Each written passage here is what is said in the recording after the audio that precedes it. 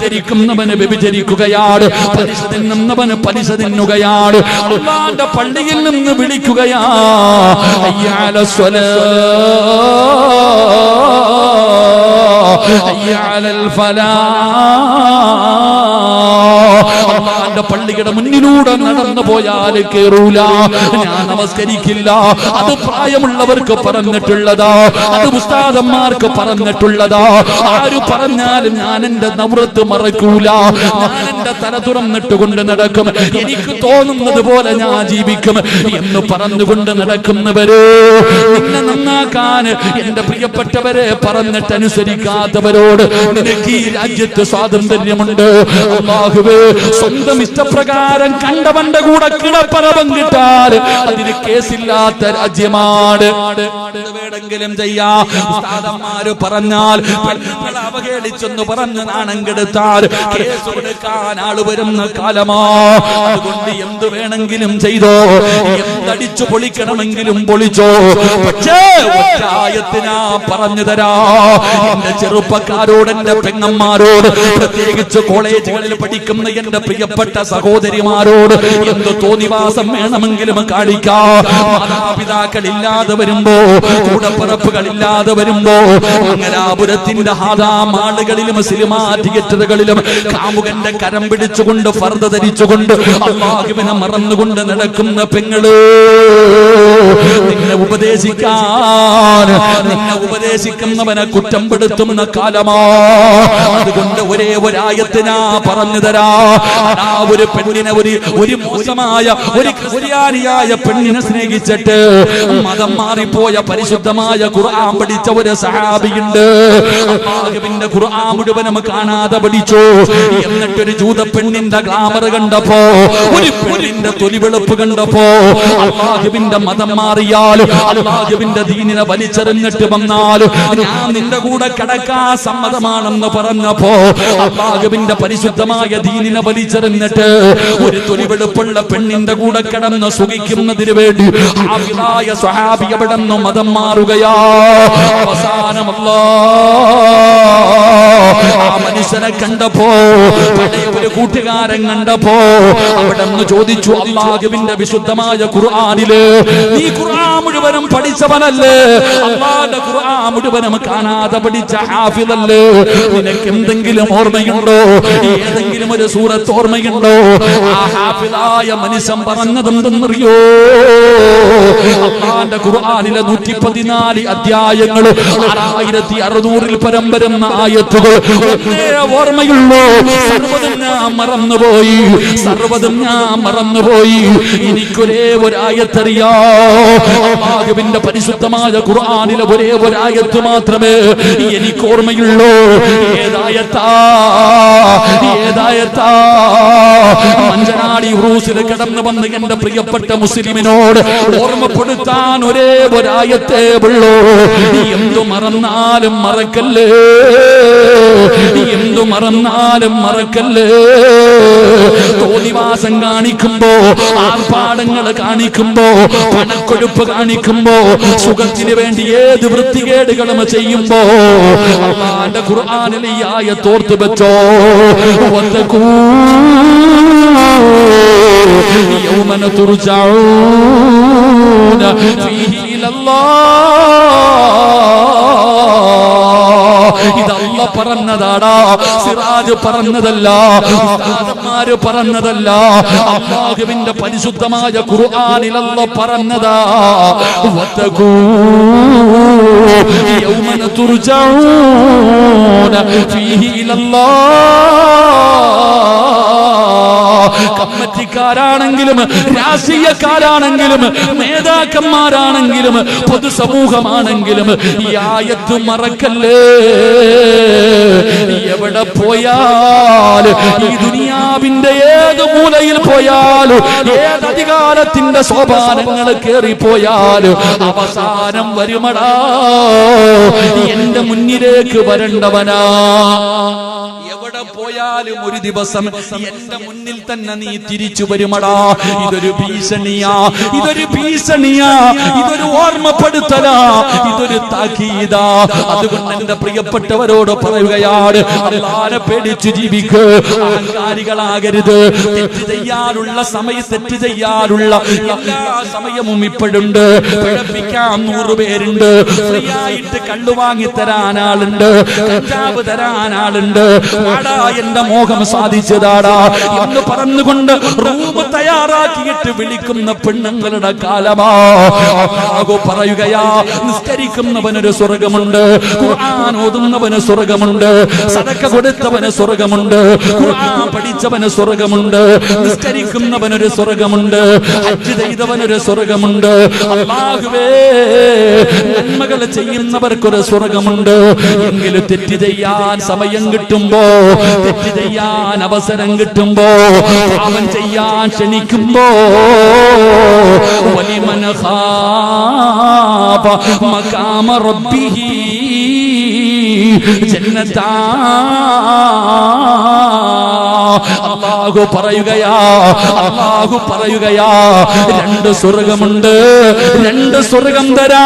നിസ്കരിക്കുന്നവനല്ല, ഖുർആൻ ഓതുന്നവനല്ല, പള്ളി കെട്ടി കൊടുത്തവനല്ല, വഅദ് പറയുന്നവനല്ല, നോമ്പ് പിടിക്കുന്നവർക്കല്ല. അല്ലാഹു പറയുകയാണ്, ഞാൻ 2 സ്വർഗം നൽകാ.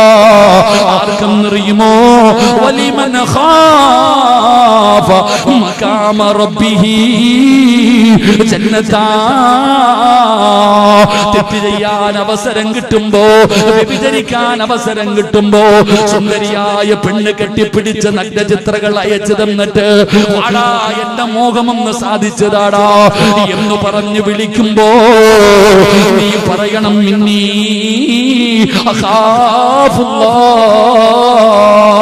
എനിക്ക് അല്ലാഹുവിനെ പേടിയാ.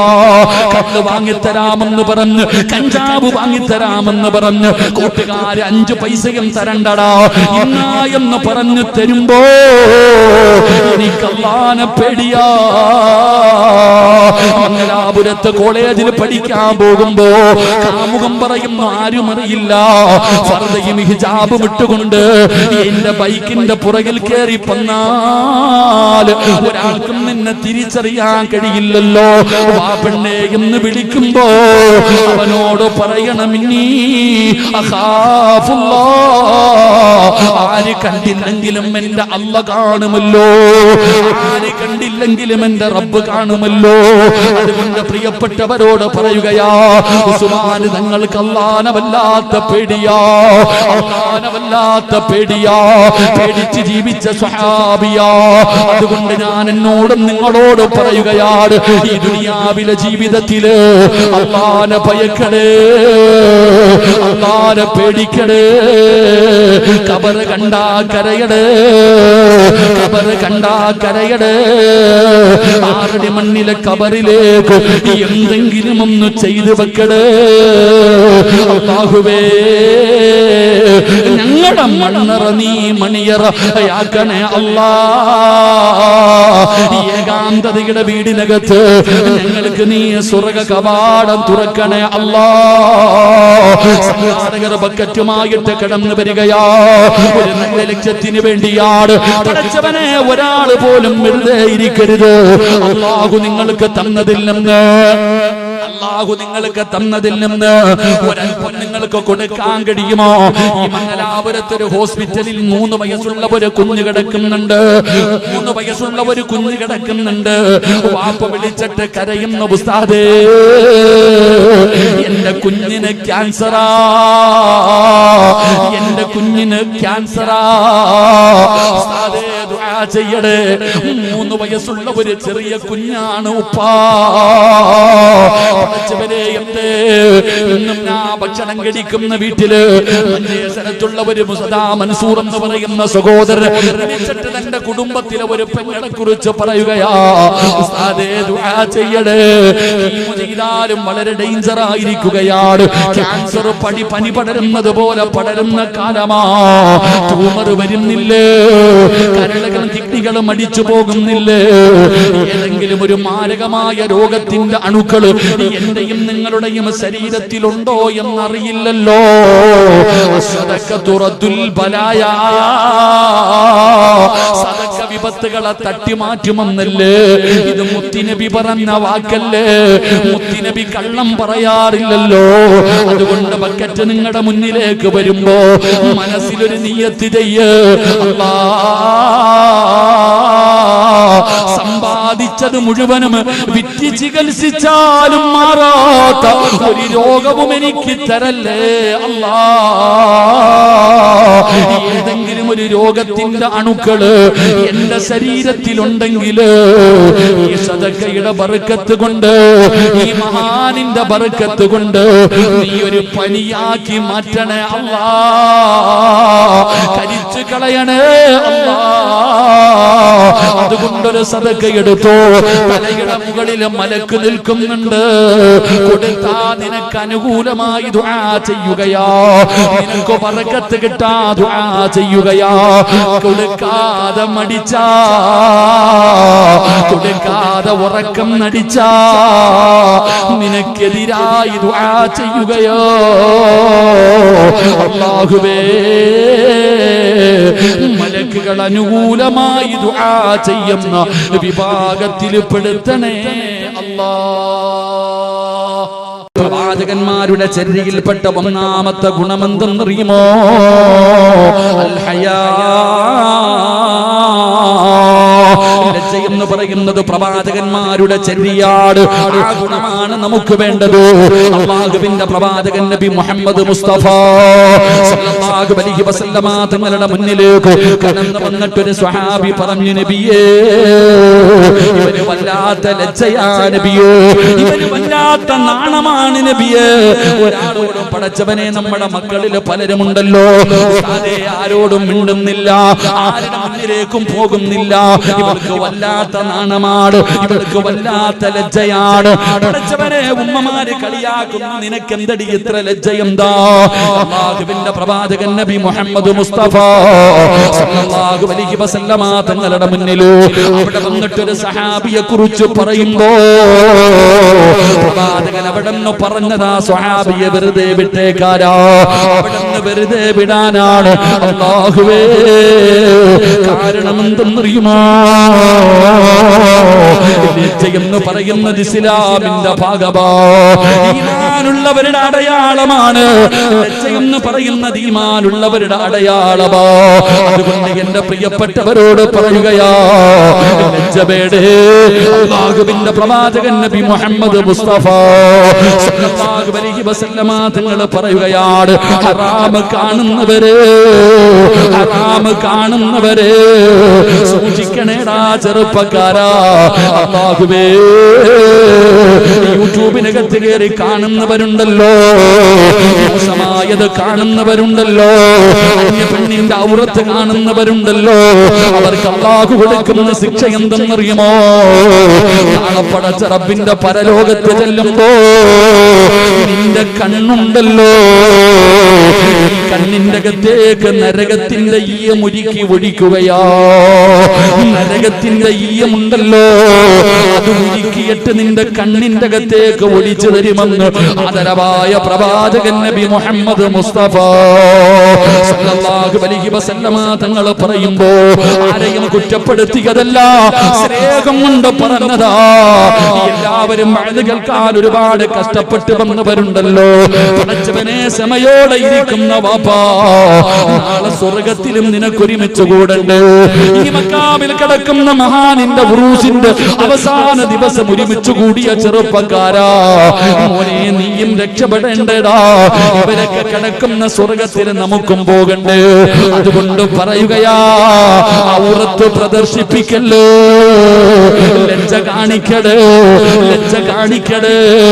മഹാനായ സയ്യിദുനാ ഉസ്മാൻ ഇബ്നു അഫ്ഫാൻ റളിയല്ലാഹു തആല അൻഹുവിന്റെ ജീവിതത്തില് ഒന്നാമത്തെ ഗുണമെന്തെന്നറിയുമോ? വല്ലാത്ത ലജ്ജയുണ്ടായിരുന്ന സ്വഹാബിയാ, വല്ലാത്ത വല്ലാത്ത ലജ്ജയുണ്ടായിരുന്ന സ്വഹാബിയ. രണ്ടാമത്തെ ഗുണമെന്തെന്നറിയുമോ? അല്ലാഹുവേ, സദഖ കൊടുക്കാൻ ഒരു മടിയുമില്ലാത്ത സ്വഹാബിയ. അല്ലാഹുവേ, സദഖ കൊടുക്കാൻ ഒരു മടിയുമില്ല. മഹാനായ നബി മുഹമ്മദ് മുസ്തഫ സല്ലല്ലാഹു അലൈഹി വസല്ലമ തങ്ങൾ ഒരു ദിവസം അല്ലാഹുവിന്റെ പ്രവാചകൻ തബൂക്ക് യുദ്ധത്തിന് വേണ്ടിയുള്ള തയ്യാറെടുപ്പുകൾ നടത്തുകയാണ്. ഒരു യുദ്ധത്തിന് വേണ്ടിയുള്ള തയ്യാറെടുപ്പുകൾ നടത്തുകയാ. ഇസ്ലാമിന് പടച്ചവനെ കയ്യിൽ സമ്പത്തില്ല. ഒരു ദിവസം അല്ലാഹുവിന്റെ പ്രവാചകൻ മസ്ജിദുൻ നബവിക്കകത്തിരുന്നിട്ട് അല്ലാഹുവിന്റെ പ്രവാചകൻ ചോദിച്ചു, സ്വഹാബാ, അല്ലാഹുവിന്റെ ദീനിന് പൈസയുടെ ആവശ്യമുണ്ട്. ആരാണ് സദഖ ചെയ്യുന്നത്? ആരാണ് സഹായിക്കുന്നത്? അല്ലാഹുവിന്റെ പ്രവാചകൻ ചോദിക്കുമ്പോ തന്റെ മുന്നിലിരിക്കുന്ന ആയിരക്കണക്കിന് വരുന്ന സ്വഹാബത്തിന്റെ ഇടയിൽ നിന്ന് അനയാ റസൂലല്ലാഹ്, ഞാൻ എന്റെ നബിയേ. ഉസ്മാൻ തങ്ങൾ എഴുന്നേൽക്കുകയാണ്. എന്നിട്ട് പറഞ്ഞു, നബിയേ, 100 ഒട്ടകങ്ങളെയും ആ ഒട്ടകത്തിന്റെ മുകളിൽ വിൽക്കുന്ന കട്ടിലുകളും ഞാൻ തരാ നബിയേ. അല്ലാഹുവിന്റെ പ്രവാചകന്റെ മുന്നിൽ എഴുന്നേറ്റിട്ട് പറയുന്നു, 100 ഒട്ടകങ്ങളും ആ ഒട്ടകങ്ങൾക്ക് മുകളിൽ വെക്കുന്ന കട്ടിലും ഞാൻ തരാ നബിയേ. അല്ലാഹുവിന്റെ പ്രവാചകൻ അവിടെ നിന്ന് ദുആ ചെയ്തു. രണ്ടാമതും ചോദിച്ചു, സഹാബാ, ഇനി ആരാണ് തരുന്നത്? ഇനി ആരാണ് തരുന്നത്? മഹാനായ സയ്യിദുനാ ഉസ്മാൻ ഇബ്നു അഫ്ഫാൻ റളിയല്ലാഹു തആല അൻഹു എഴുന്നേൽക്കുകയാണ്. അനയാ റസൂലല്ലാഹ്, 200 ഒട്ടകങ്ങളെ കൂടെ ഞാൻ തരാ നബിയേ. അല്ലാഹുവിന്റെ പ്രവാചകൻ പിന്നെയും ദുആ ചെയ്തു. കുറേ സമയം കഴിഞ്ഞു. സ്വഹാബാ, ഇനി ആരാണ് തരുന്നത്? ഇനി ആരാണ് തരുന്നത്? അപ്പോഴും അനയാ റസൂലല്ലാഹ്, 300 ഒട്ടകങ്ങളെ ഞാൻ തരാ നബിയേ. ആദ്യം 100 പറഞ്ഞു, പിന്നെ 200 പറഞ്ഞു, പിന്നെ 300 പറഞ്ഞു. സഹാബത്ത് പറയുകയാ, ഉസ്മാൻ തങ്ങളോട് മുത്തുനബി പിന്നെയും പിന്നെയും ചോദിച്ചാ തന്റെ സമ്പാദ്യം മുഴുവനും കൊടുക്കുമായിരുന്നു. അതായിരുന്നു ഉസ്മാൻ തങ്ങള്. ഒരു മടിയുമില്ല, ഒരു പ്രയാസവുമില്ല. ഒരിക്കൽ അല്ലാഹുവിന്റെ പ്രവാചകൻ സ്വല്ലല്ലാഹു അലൈഹി വസല്ലമ തങ്ങള് അവിടുന്ന് പടച്ചവനെ, അവിടുന്ന് സദഖ ചോദിക്കുമ്പോ, അല്ലാഹുവിന്റെ റസൂൽ അവിടുന്ന് സദഖ ചോദിക്കുമ്പോ മഹാനായ ഉസ്മാൻ റളിയല്ലാഹു തആല അൻഹു അവിടുന്ന് എഴുന്നേറ്റ് പറയുകയാ, 950 ഒട്ടകങ്ങളെ ഞാൻ തരാ നബിയേ. യുദ്ധത്തിന് വേണ്ടി തയ്യാറെടുക്കുമ്പോൾ ഉസ്മാൻ തങ്ങൾ എഴുന്നേറ്റ് നിന്നിട്ട് പറയുകയാണ്, 950 ഒട്ടകങ്ങളെ ഞാൻ തരാ, പടച്ചവനെ 50 കുതിരകളെ ഞാൻ തരാ. എന്നിട്ട് പറയുന്നു, യാ റസൂലല്ലാഹ്, 10,000 സ്വർണ്ണ നാണയവും ഞാൻ തരാ നബിയേ.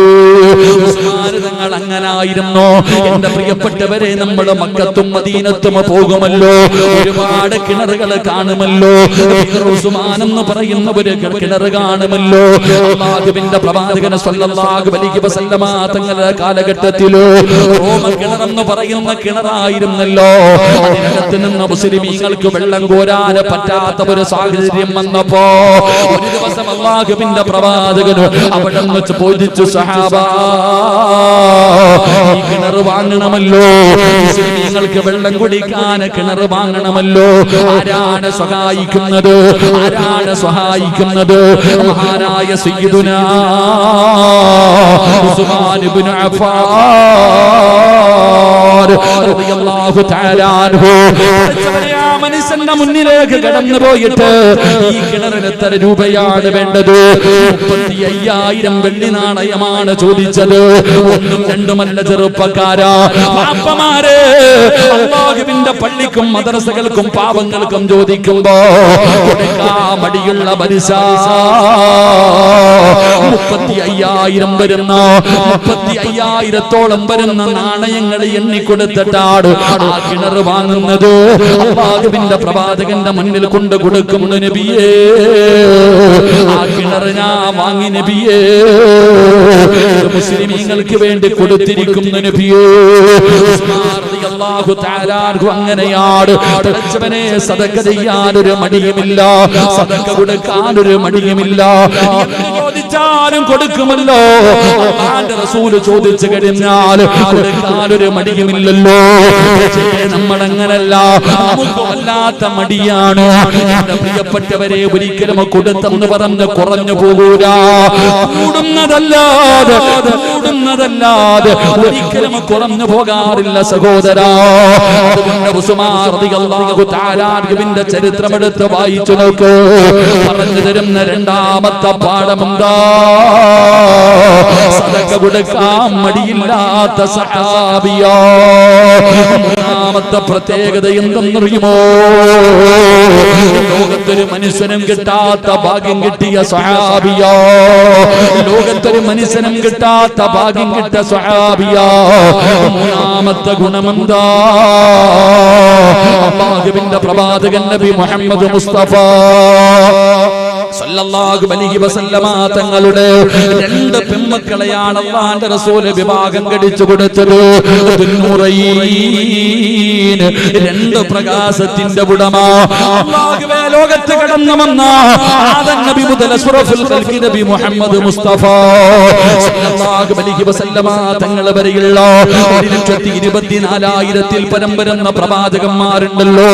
ആദം നബിയും നൂഹ് നബിയും ഇബ്രാഹിം നബിയും മൂസാ നബിയും ദാവൂദ് നബിയും യാക്കൂബ് നബിയും യൂസുഫ് നബിയും യൂനുസ് നബിയും ഹാറൂൻ നബിയും അയ്യൂബ് നബിയും സുലൈമാൻ നബി അലൈഹിസ്സലാം, പടച്ചവനെ ഈസാ നബി അലൈഹിസ്സലാം, ലോകത്ത് കടന്നു വന്ന പ്രവാചകന്മാർ. ആ പ്രവാചകന്മാരുടെ പെൺമക്കളിൽ നിന്ന് 2 പേരെ വിവാഹം കഴിക്കാൻ ഭാഗ്യം കിട്ടിയ ഒരേ ഒരു മനുഷ്യനേ ഉള്ളൂ. ഒരു പ്രവാചകന്റെ 2 പെൺമക്കളെ വിവാഹം കഴിക്കാൻ ഭാഗ്യം കിട്ടിയ ലോകത്തിലെ ഏക വ്യക്തി ആരെന്നറിയുമോ? മഹാനായ സയ്യിദുനാ ഉസ്മാൻ ഇബ്നു അഫ്ഫാൻ റളിയല്ലാഹു തആല അൻഹു. പ്രവാചകനെ പെടുന്ന തന്റെ 2 പെൺമക്കള് റുഖിയ ബീബി റളിയല്ലാഹു തആല അൻഹ, ഉമ്മു കുൽസൂം റളിയല്ലാഹു തആല അൻഹ, 2 പേരെയും ഉസ്മാൻ തങ്ങൾക്ക് വിവാഹം കഴിച്ചു കൊടുത്തല്ലോ. പെൺമക്കളെ, ഒരു പ്രവാചകന്റെ 2 പെൺമക്കളെ ലോകത്താരെങ്കിലും വിവാഹം കഴിച്ചിട്ടുണ്ടെങ്കിൽ അത് മഹാനായ ഉസ്മാൻ റളിയല്ലാഹു തആല അൻഹുവിന് മാത്രമേ ഉള്ളൂ. അല്ലാഹു നമുക്ക് ഈമാൻ നൽകുമാറാകട്ടെ. നമ്മൾ പഠിക്കേണ്ട ചില കാര്യങ്ങളുണ്ട്. റുഖിയ ബീബി റളിയല്ലാഹു തആല അൻഹയെ അല്ലാഹുവിന്റെ പ്രവാചകൻ സല്ലല്ലാഹു അലൈഹി വസല്ലമ തങ്ങൾ അവിടെ ആദ്യമായിട്ട് പ്രവാചകൻ വിവാഹം കഴിച്ചു കൊടുത്തത്, എന്റെ പ്രിയപ്പെട്ട സഹോദരങ്ങളെ, നമുക്ക് ചരിത്രം അറിയാം. റുഖിയ ബീബി റളിയല്ലാഹു തആല അൻഹ ഉതൈബിനാണ്, അബൂജഹലിന്റെ മകന റുഖിയ ബീബിയെ വിവാഹം കഴിച്ചത്. റുഖിയ ബീബിയെ വിവാഹം കഴിച്ചത് അബൂജഹലിന്റെ മകനായിരുന്നു. പക്ഷെ വീട് കൂടിയിട്ടില്ല, നിക്കാഹ് വിവാഹം കഴിച്ചു. എന്റെ പ്രിയപ്പെട്ട സഹോദരങ്ങൾ, അള്ളാഹുവിന്റെ പ്രവാചകൻ സല്ലല്ലാഹു അലൈഹി വസല്ലമ തങ്ങൾ പ്രബോധനവുമായിട്ട് ഇറങ്ങിയപ്പോ എന്റെ പ്രിയപ്പെട്ടവരെ, അബൂജഹലിന്റെ മകൻ റുഖിയ ബീവി അവിടെ നിന്ന് തല്ലുമായിരുന്നു, ഉപദ്രവിക്കുമായിരുന്നു. റസൂലുള്ളാഹി സ്വല്ലല്ലാഹു അലൈഹി വസല്ലമ തങ്ങൾക്ക് അവിടെ നിന്ന് സഹിച്ചില്ല തന്റെ പൊന്നുമോളെ തല്ലുന്നത് കണ്ടപ്പോ. നിങ്ങൾ പഠിക്കണം ചരിത്രം, ഭർത്താക്കന്മാരൊക്കെ പഠിക്കണം. ഒരു ചരിത്രം ഞാൻ പറഞ്ഞു തരാം. അള്ളാഹുവിന്റെ പ്രവാചകൻ സ്വല്ലല്ലാഹു അലൈഹി വസല്ലമ തങ്ങളുടെ മകളെ റുഖിയ ബീവി റളിയല്ലാഹു തആല അൻഹ, അബൂജഹലിന്റെ മകൻ വാപ്പ മുസ്ലിം ആയതിന്റെ പേരിൽ അള്ളാഹുവിന്റെ ദീനിലേക്ക് ക്ഷണിക്കുന്നതിന്റെ പേരിൽ തല്ലാൻ തുടങ്ങി. സഹിക്കുന്നില്ല. തന്റെ മകളെ തല്ലുന്നത് കണ്ടപ്പോ നബി സല്ലല്ലാഹു അലൈഹി വസല്ലമ തങ്ങളുടെ മനസ്സ് വേദനിച്ചു. കാരണം ഒരു വാപ്പയല്ലേ. പ്രവാചകൻ സല്ലല്ലാഹു അലൈഹി വസല്ലമ തങ്ങൾ അവിടുന്ന് ഒരു വാക്കു പറഞ്ഞു, നിന്നെ ഒരു സിംഹത്തിനെ ഏൽപ്പിച്ചിരിക്കുകയാ. മുത്തുനബി പറഞ്ഞു, ഒരു ശക്തമായ സിംഹത്തെ, അങ്ങനെ ഒരു വാക്ക് പറഞ്ഞു. എന്റെ പ്രിയപ്പെട്ട സഹോദരങ്ങളെ, പ്രവാചകൻ സല്ലല്ലാഹു അലൈഹി വസല്ലമ തങ്ങൾ ആ വാക്കു പറഞ്ഞതിന് ശേഷം അബൂജഹലിന് അറിയാം മുഹമ്മദ് പറഞ്ഞ സത്യമാണെന്ന്. അള്ളാഹുവിന്റെ പ്രവാചകൻ സല്ലല്ലാഹു അലൈഹി വസല്ലമ തങ്ങൾ പറഞ്ഞത് സംഭവിക്കുമെന്ന് അബൂജഹലിന് അറിയാം. അതുകൊണ്ട് അബൂജഹൽ തന്റെ മകനോട് പറയും, നീ എവിടെ പോയാലും ഒറ്റയ്ക്ക് പോകരുത്, നീ എവിടെ പോയാലും ഒറ്റയ്ക്ക് പോകരുത്, നിന്നെ സിംഹം പിടിക്കും, മുഹമ്മദ് പറഞ്ഞിട്ടുണ്ട്, നീ സൂക്ഷിക്കണം. നമുക്ക് വിശ്വാസമില്ല. അബൂജഹൽ തന്റെ മകനോട് പറഞ്ഞു കൊടുക്കുമായിരുന്നു, എവിടെ പോയാലും നീ ആളുകളുടെ ഇടയിലെ നിൽക്കാവൂ. അങ്ങനെ അബൂജഹലിന്റെ മകൻ ഉതൈബ അവിടുന്ന് ഒരു യാത്ര പോയി. അവസാനം എല്ലാവരും കിടന്നുറങ്ങുമ്പോൾ പാപ്പ പറഞ്ഞത് ഓർമ്മ വന്നു. എല്ലാവരുടെ നടുവിൽ വന്ന് കിടന്നുറങ്ങി. എന്റെ പ്രിയപ്പെട്ട സഹോദരങ്ങളെ, ഒരു സിംഹം വന്ന് പിടിച്ചുകൊണ്ടുപോയവനെ. നാം മനസ്സിലാക്കേണ്ടത്, അള്ളാഹുവിന്റെ പ്രവാചകന്റെ പൊന്നുമകളെ തല്ലുന്നത് കണ്ടപ്പോ വാപ്പയായ മുത്തുനബിക്ക് സഹിച്ചില്ല.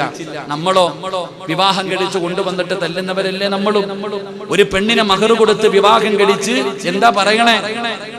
പള്ളിയിലെ ഖതീബ് ഉസ്താദ് രണ്ട് സാക്ഷികളുടെ മുന്നിൽ വെച്ച് ഈ കെട്ടിക്കൊണ്ടുവന്ന പെണ്ണിന്റെ വാപ്പ നിന്റെ കയ്യെ പിടിച്ചിട്ട് പറയുന്ന ഒരു വാക്കില്ലേ, ഉസവ്വിജുക അലാമ അമറല്ലാഹു തആല ബിഹി മിൻ ഇൻസാകിൻ ബിമഅറൂഫിൻ ഔ തസ്രീഹിൻ ബിഇഹ്സാൻ എന്ന് പറഞ്ഞിട്ട് പറയുന്ന ഒരു അറബി വാക്കുണ്ട്, ഒരു സീഗ. അതിന്റെ അർത്ഥമെങ്കിലും പഠിക്കണം. അല്ലാഹു ഈമാൻ നൽകുമാറാകട്ടെ. എന്തർത്ഥം ഇല്ലേ? എന്തർത്ഥം? സത്യം പറഞ്ഞ ഞങ്ങൾക്കൊക്കെ ചിരി വരുന്ന ഒരു രംഗം അപ്പോഴാണ്. ചില ചെറുപ്പക്കാരുടെ കയ്യെ പിടിച്ചിട്ട് ഇതങ്ങിട്ട് പറഞ്ഞു കൊടുക്കുമ്പോ ഓങ്കടന്ന് തപ്പല് അതൊന്ന് പറയാൻ പോലും അറിയത്തില്ല. എടാ, എന്തിനാടാ നാണം കെടുന്ന? എടാ, കല്യാണത്തിന്റെ തലേ ദിവസം പോയിട്ട് ആരോടെങ്കിലും ചോദിച്ചിട്ട് അതൊന്ന് പറയാൻ പഠിക്ക്. എന്നൊക്കെ പറയുമ്പോ കിടന്ന് ഓരോ വാപ്പയും മോനൊക്കെ കിടന്ന് പെടുന്ന പാട് ചിരിയാ വരണേ. ഉസ്താദ്മാര് പിന്നെയും പിന്നെയും കൊച്ചു കുട്ടികൾക്ക് പറഞ്ഞു കൊടുക്കണ പോലെ പിന്നെയും പറഞ്ഞു കൊടുക്കാം. എടാ, അതിന്റെ അർത്ഥം എന്തെന്നറിയോ? ഒരു വാപ്പ നിന്റെ കയ്യിൽ പിടിച്ചിട്ട് നിന്റെ അദ്ദേഹത്തിന്റെ മകളെ നിന്റെ കയ്യിൽ വെച്ച് തരുമ്പോ പറയാ, മോനെ 10-18 വർഷക്കാലം ഞാൻ പൊന്നുപോലെ നോക്കി എന്റെ മകളെ, നീ തരുന്ന ഈ സ്വർണത്തിന്റെ മുന്നിൽ ഞാൻ നിന്റെ മകളെ എനിക്ക് തരിക, എന്റെ പൊന്നുമോളെ ഞാൻ നിന്റെ കയ്യിലേക്ക് വെച്ച് തരികയാ. അവളെല്ലാം തികഞ്ഞവളൊന്നുമല്ല, എന്റെ പൊന്നുമോള് മലക്കൊന്നുമല്ല, എല്ലാം തികഞ്ഞവളല്ല. എന്റെ മോൾക്ക് ന്യൂനതകളൊക്കെ ഉണ്ട്. അതുകൊണ്ട് എന്റെ മോൾ എന്തെങ്കിലും തെറ്റ് ചെയ്താൽ നീ ക്ഷമിക്കണം, നീ സഹിക്കണം, നീ ഉപദേശിക്കണം. അവൾ അറിവില്ലാത്തവളാ, അവളെ നീ ഉപദേശിച്ച് നന്നാക്കണം. എന്റെ മോളെ തല്ലല്ലേ, എന്റെ മോളെ കൊല്ലല്ലേ. ഇതാ വാപ്പ പറയണത്. എന്റെ മോളെ നീ ഉപദ്രവിക്കരുത്. ഇനി എന്റെ മകള് 2-3 മക്കളെ പെറ്റു, ഗ്ലാമറൊക്കെ പോയി, എന്റെ മോൾക്ക് പ്രായമായി, അപ്പൊ നിനക്ക് അവളെ മടുത്തെന്ന് തോക്കിയ കൊണ്ട് കളയല്ലേ മോനെ, തിരിച്ച് എന്റെ കയ്യിൽ തന്നെ തന്നേരെ എന്റെ മോളെ.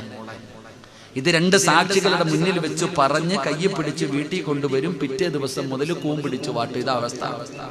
കൊണ്ട് വീട്ടിൽ കൊണ്ടുവരും. പിറ്റേ ദിവസം മുതൽ കുത്തുവാക്കും പരിഹാസങ്ങളും. എടാ, മകളെ ഭാര്യയെ ബഹുമാനിക്കാൻ പഠിക്കണം ആണുങ്ങൾ ആരാ ഭാര്യ എന്നറിയും. നമുക്ക് ഒരു അടുക്കള വേലക്കാരിയുടെ വില പോലും പല ഭാര്യമാർക്ക് നമ്മൾ കൊടുക്കാറില്ല. നമ്മളെല്ലാരും അങ്ങനെ.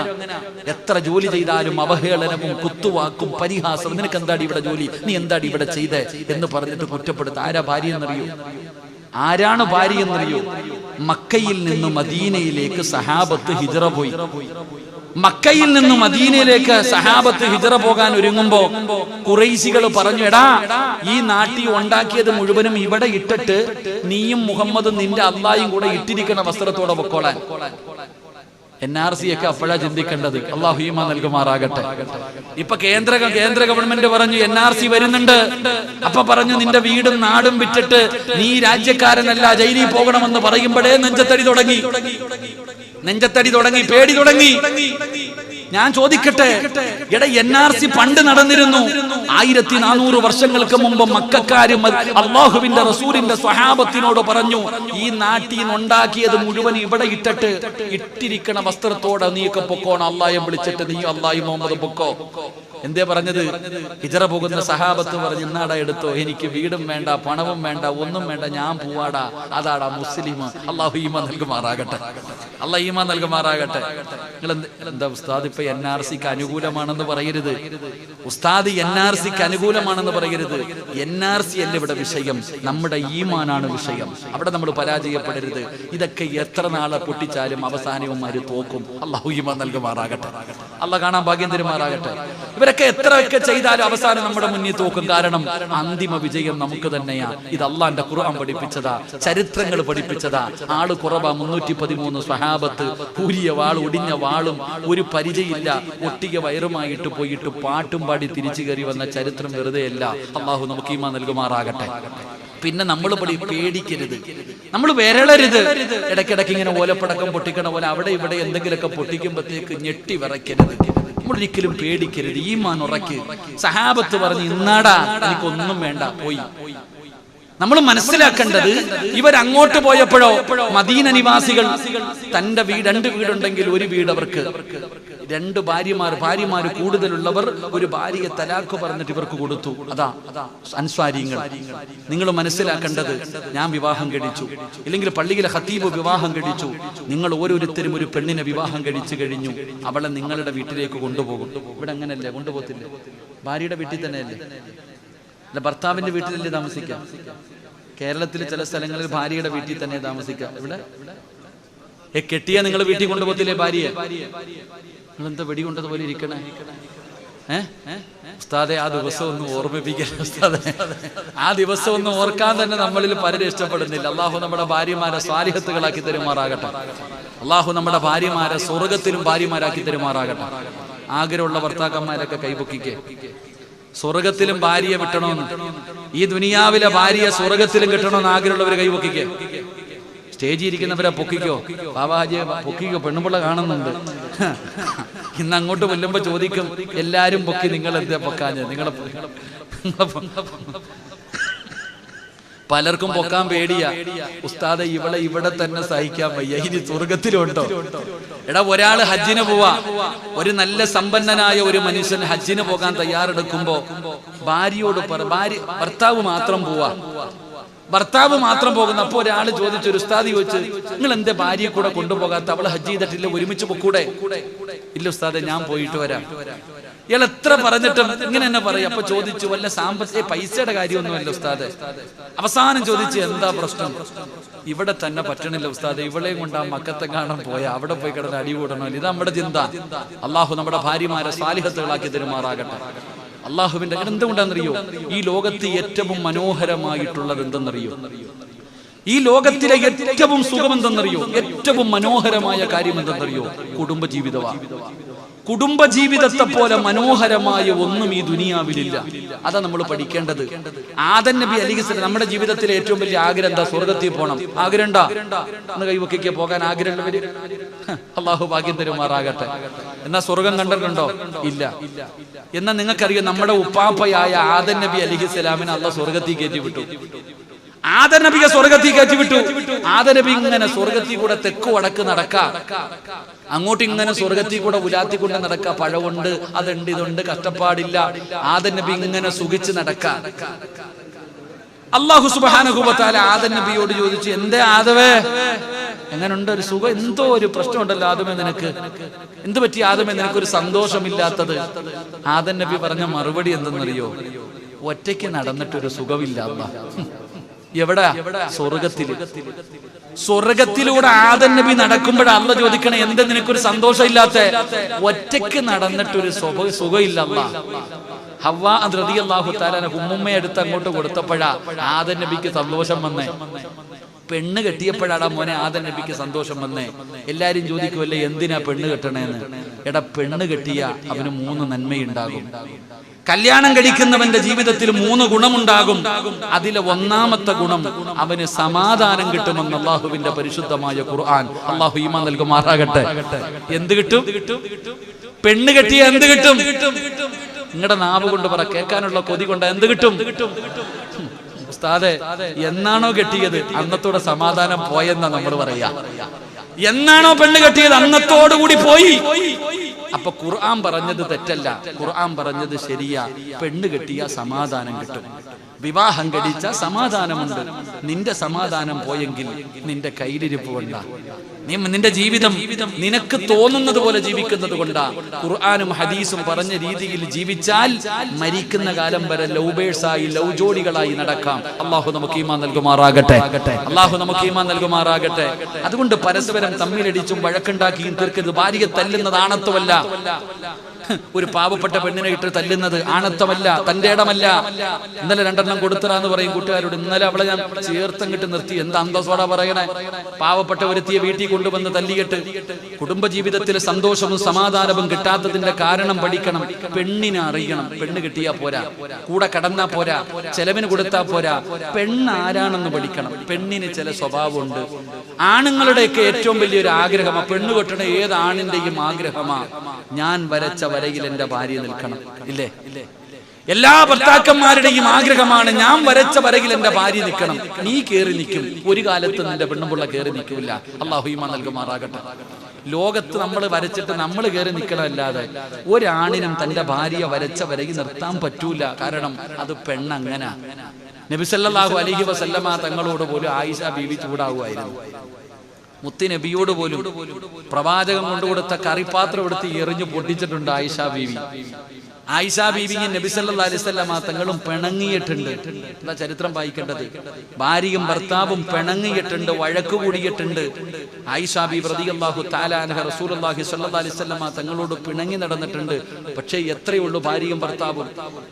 ഒരു ചരിത്രം അറിയോ? നബിയും ആയിഷ ബീവിയും പിണങ്ങി, രണ്ടുപേരും മിണ്ടണില്ല. നിങ്ങൾക്ക് ബോറടിക്കുന്നുണ്ടോ? ആയിഷ ബീവിയും നബി സല്ലല്ലാഹു ഈ ചങ്ങാതി ബക്കറ്റ് എടുത്തോണ്ട് നിൽക്കുന്നുണ്ട്. ഇത്തിരി കഴിയട്ടെ ഇൻഷാ അല്ലാഹ്. കാരണം ബക്കറ്റ് എടുത്ത ഓടുന്ന ഒരു കൗമുണ്ട്. അല്ലാഹു കാക്കുമാറാകട്ടെ. അതുകൊണ്ടാ, വേറൊന്നും കൊണ്ടല്ല. നിങ്ങൾക്കുള്ളത് നിങ്ങൾക്കല്ല. ആയിഷ ബീവിയും നബി സല്ലല്ലാഹു അലൈഹി വസല്ലമ തങ്ങളും പിണങ്ങി, രണ്ടുപേരും മിണ്ടണില്ല.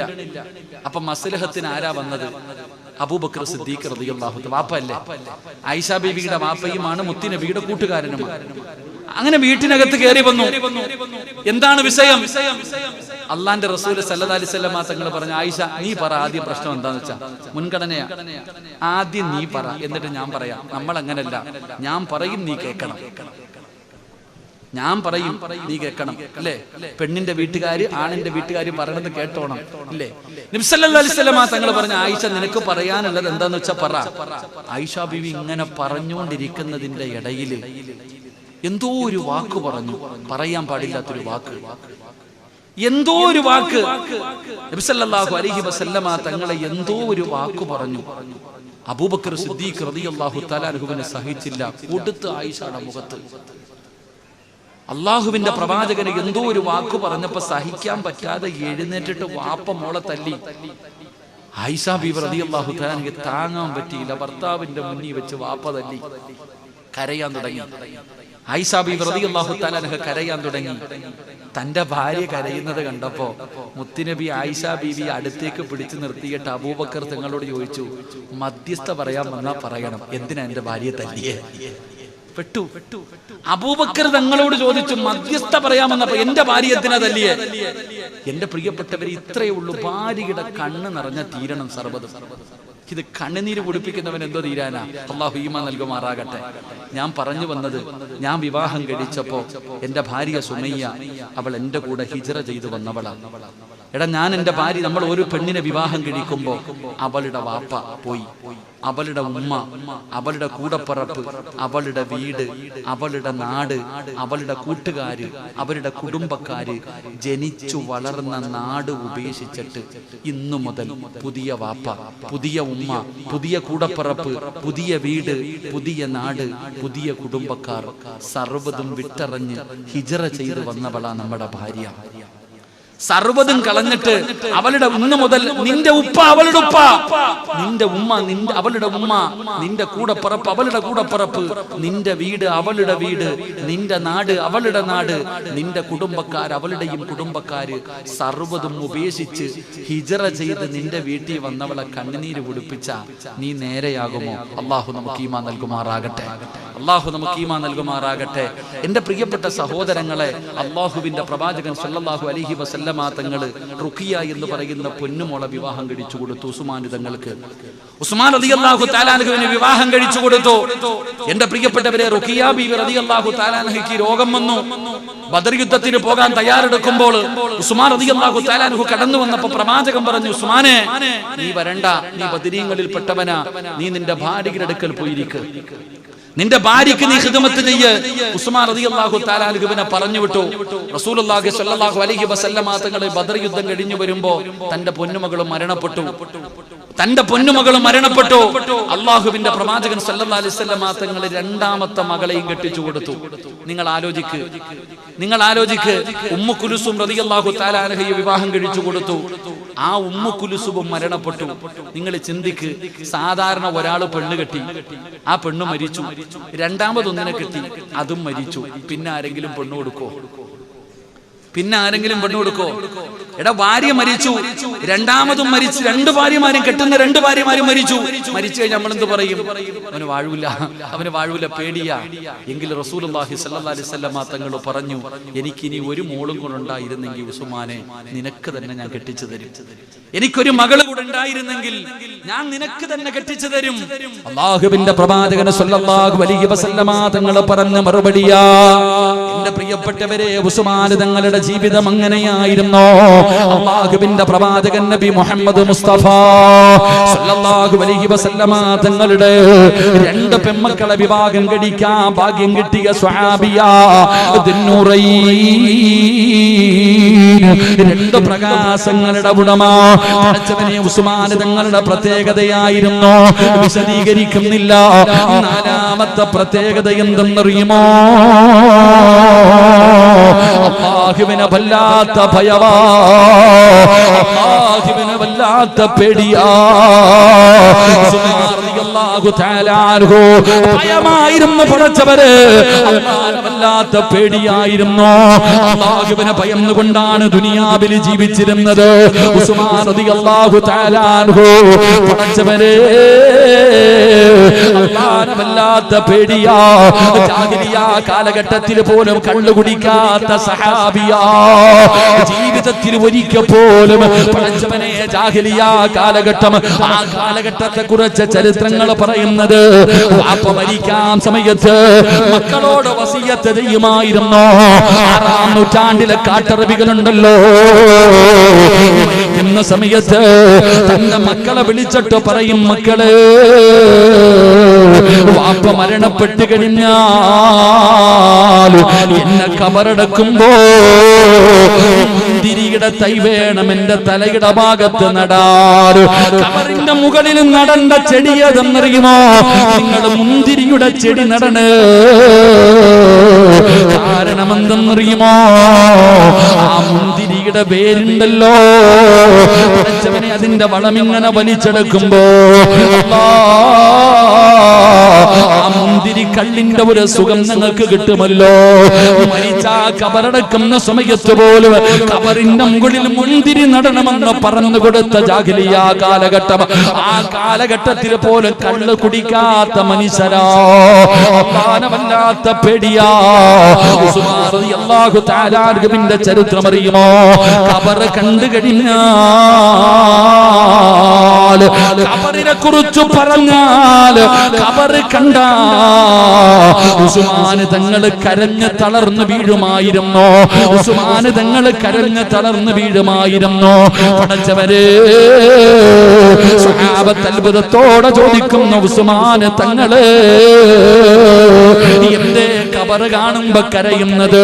നരകം പറയുമ്പോ കരയാറില്ലല്ലോ, മഹ്ശറ പറയുമ്പോ കരയാറില്ലല്ലോ, വിചാരണയെ കുറിച്ച് പറയുമ്പോ കരയാറില്ലല്ലോ, നരകത്തിന്റെ ശിക്ഷയെ കുറിച്ച് പറയുമ്പോ കരയാറില്ലല്ലോ, സിറാത്തിനെ കുറിച്ച് പറയുമ്പോ കരയാറില്ലല്ലോ, മരണത്തെ കുറിച്ച് പറയുമ്പോ കരയാറില്ലല്ലോ. എന്തുകൊണ്ടാണ് കബറിനെ കുറിച്ച് പറയുമ്പോ കരയുന്നത്? എന്തിനാണ്? ഉസ്മാൻ റളിയല്ലാഹു തആല അൻഹു ഖബർ കണ്ടു കഴിഞ്ഞാൽ കരഞ്ഞ് താഴെ വീഴുകയാ, തളർന്നു വീഴുകയാ. കാരണം പടച്ചവനെ, സ്വഹാബത്ത് അവിടെന്ന് ചോദിച്ചു, കാരണമെന്താ? എന്തുകൊണ്ടാണ് ഖബറിനെ കുറിച്ച് പറയുമ്പോ ഖബർ കാണുമ്പോ കരയുന്നതെന്തിനാ മോനെ? കരയണമടാ. ഖബറിനെ കാണുമ്പോ കരയാറുള്ള കാരണം എന്താ? ഉസ്മാൻ റളിയല്ലാഹു തആല അൻഹു പറയുകയാണ്, അൽ ഖബറു അവ്വലു മൻസിലിൻ മിൻ മനാസിലിൽ ആഖിറ. ഒരാള് ഖബറിന്റെ അകത്ത് രക്ഷപ്പെട്ടു കഴിഞ്ഞാൽ ബാക്കിയുള്ള സ്ഥലങ്ങൾ മുഴുവനും രക്ഷപ്പെടുകയാണ്. ഒരാള് ഖബറിന്റെ അകത്ത് പരാജയപ്പെട്ടാൽ ബാക്കിയുള്ള സ്ഥലങ്ങൾ മുഴുവനും പരാജയപ്പെടുകയാണ്. എന്തേ ഖബർ എന്ന് പറഞ്ഞാൽ? പേടിക്കണം ബാപ്പമാര്, പേടിക്കണം ബാപ്പമാര്, കരയണമടാ ചെറുപ്പക്കാരാ. ഖബറെന്നു കേട്ടാൽ തൽക്ഷണം ഞെട്ടേണ്ടതാ. കണ്ടാലുടൻ വാ വിട്ടു നീ കരയേണ്ടതാ. മേടയ്ക്കു പകരം മളമാ സുബ്ഹാന റബ്ബിയതിൽ കിടക്കേണ്ടതാ നസുമാന. ഇതൊക്കെ ചിന്തിച്ചു നീ കരയുക സോദരാ. എങ്കിൽ സുറൂറായി നീ കിടക്കും മറുകരാ. ഖബർ കാണുമ്പോ കരയാൻ പറയുന്നത് എന്തിനെന്നറിയോ? നിനക്കതിനെ കുറിച്ച് അറിവില്ലാത്തത് കൊണ്ടോ, ആ ഖബറിനെ കുറിച്ച് നിനക്കറിയാത്തത് കൊണ്ടോ. അല്ലാഹുവിന്റെ പ്രവാചകൻ പറഞ്ഞത് എന്തെന്നറിയുമോ? ലൗലം യഅലമു മാ യഅതീഹി ബഅദൽ മൗത്ത് മാ കിലാ കിലാ വലാ ശരിബ സുർബാ ഇല്ലാ വഹുവ യബ്കീ വയദ്രിബു അലാ സദരി.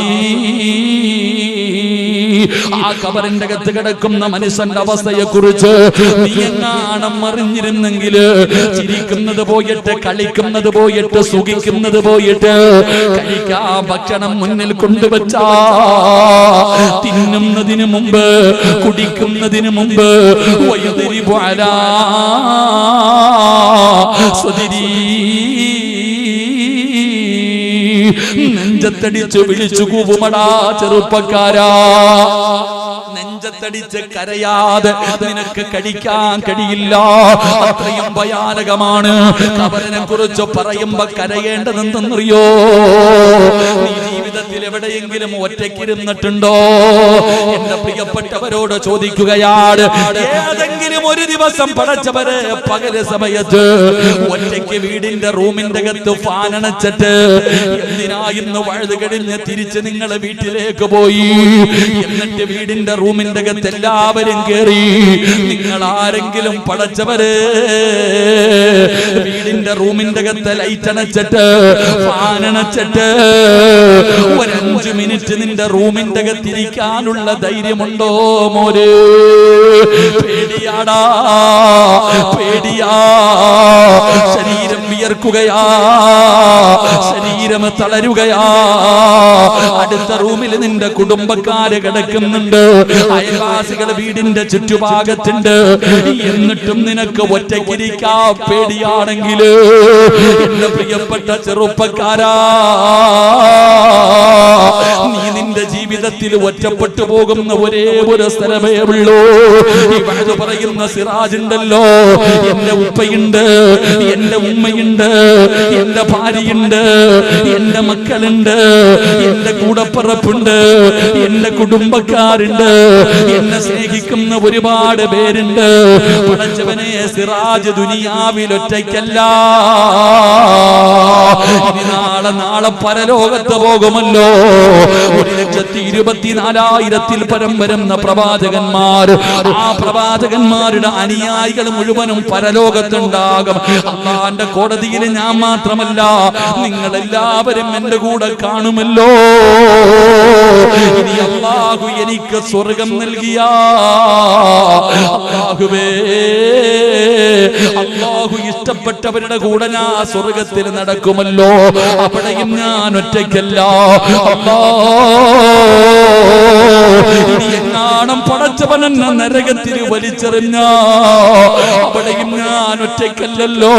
കണ്ണുകുടിയന്മാര് കാണുമല്ലോ, വ്യഭിചാരികൾ കാണുമല്ലോ, പലിശ തിന്നവര് കാണുമല്ലോ, ഇബ്ലീസ് കാണുമല്ലോ, ശിർക്ക് ചെയ്തവര് കാണുമല്ലോ, അവിടെയും എനിക്ക് കൂട്ടുണ്ടല്ലോ.